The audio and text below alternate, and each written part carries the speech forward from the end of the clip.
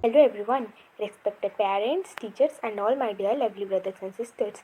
Myself P. Arjya of Class 6B is going to narrate a story about the donkey and the stick. So let's begin the story.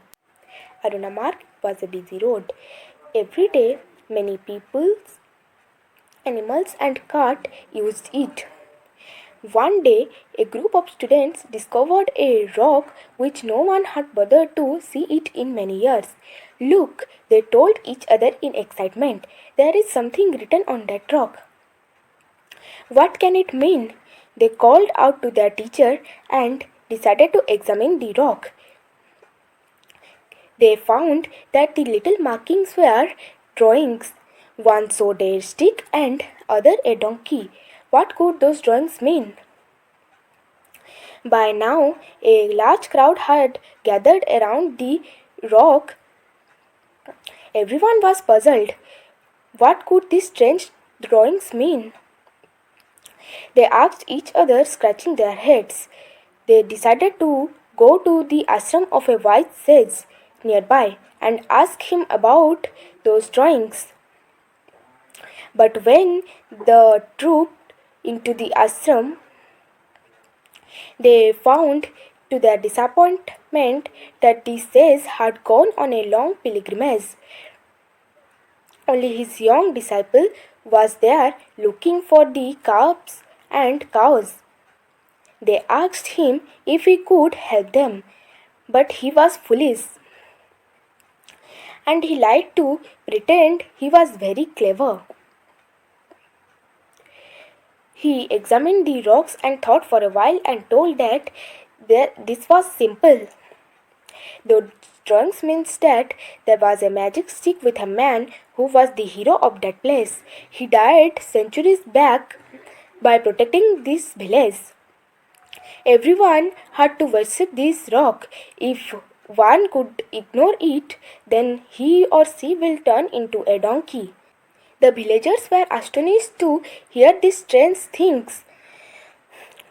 On that very day, they set off a sign around the rock.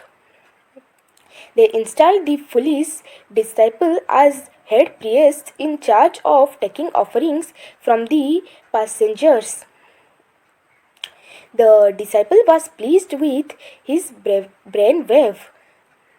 Of course, he didn't know what those silly drawings meant. But he no longer had to run after capes and got kicked by the angry cows in the ashram. He could sit by the rock and the people would give him offerings for the rock.